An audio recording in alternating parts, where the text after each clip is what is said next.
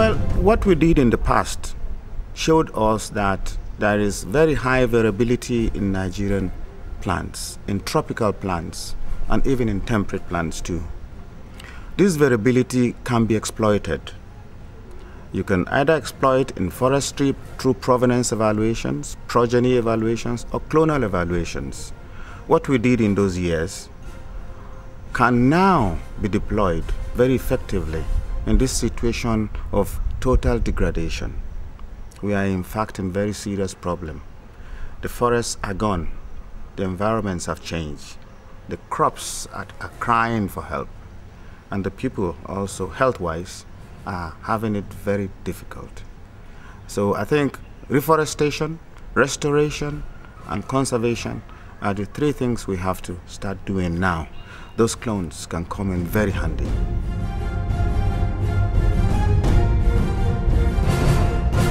Over 98% of Nigeria's forest has been exploited and overexploited too. Unfortunately, we are doing just about nothing. But we are lucky that there are what I can refer to as enclaves.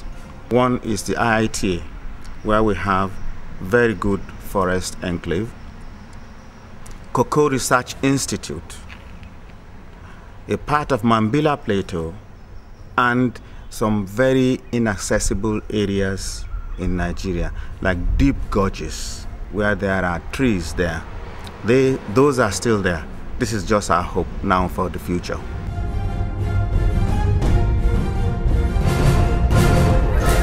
As the National Consultant on Biodiversity Strategy and Action Plan in 1998, I was able to move around the country. People understand it. All we need to do now is to get the younger ones to also understand what it means. Education in primary schools, secondary schools are devoid of this aspect of work. Biodiversity is the key and the major thing, the most important biological resource that any country can have. Sometimes I think it's much more than having nuclear power or having any other thing, because food, medicine, everything, the environment, health, all hinges on this aspect of life.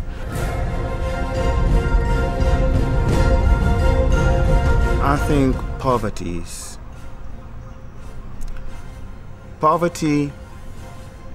is the most important challenge, I think. If poverty is addressed effectively in all spheres possible, people will look more into sustainable exploitation. And everybody will look and recognize the diversity as a thing of beauty, a thing of science, a thing of the future, rather than something you have to cut down now and use because you are poor.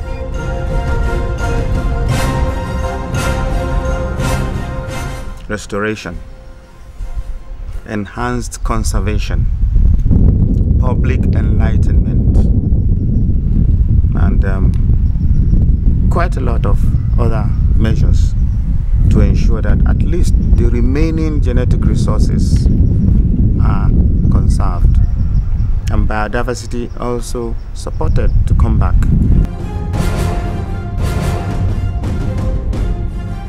Farmers have done their best. We need science to come in to help them. The extension services in Nigeria are not effective. The extension people are the major people who should interact with our farmers and tell them that very important seed that you have, take 1 kg of it, go to that agric center and pass it on to them. Put your name on it so that they can send it to the National Gene Bank. You'll be shocked that we have a National Gene Bank. It is called NAGRAB, National Center for Genetic Resources and Biotechnology. It is a more plantation until people, individuals, farmers can say, my seed put in store for me. They will reduce the job of the scientist.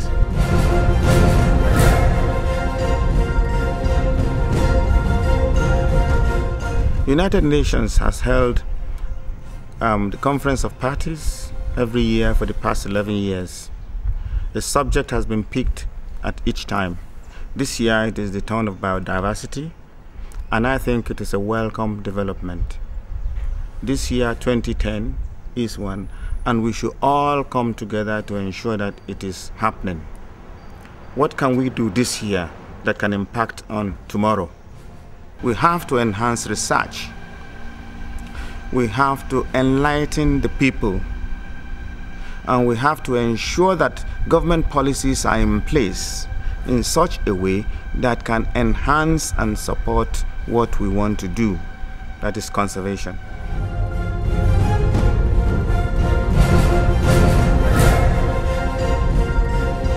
Yes, this agreement, I think it's not too good.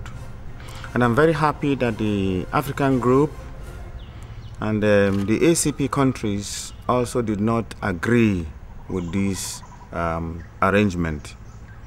I think there's the need for the developed countries to do more than they are doing right now. The forests are the livelihood of those people that they are referring to, the people in the developed areas. And they contribute more to the emissions.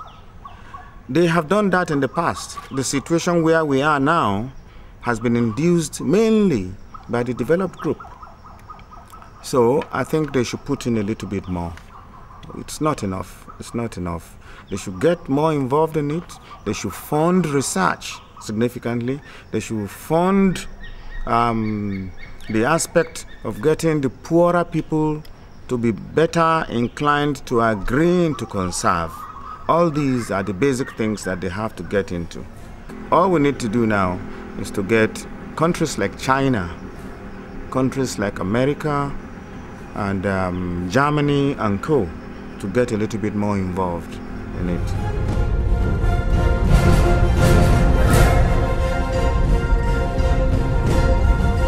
Yes, a lot can happen from all these, so long as each country puts their own personal interests behind.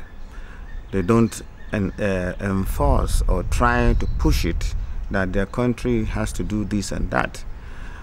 Emissions in Japan is much, much more than in any other country. America did the same in the past. Germany did, France, Europe did in general. And all these things, so long as they agree to start this correction from their own selves fully, then it's okay. Start from home. Agree. Don't say it's not possible here. It is possible everywhere if we have the will to save the world. The world is just one place for everybody. We get into it and we all sink with it if we don't take it serious. So it's everybody that has to look at the long-term effect and the long-term impacts and not the short-term impacts as they're doing now. Things have to change. And I think they know it.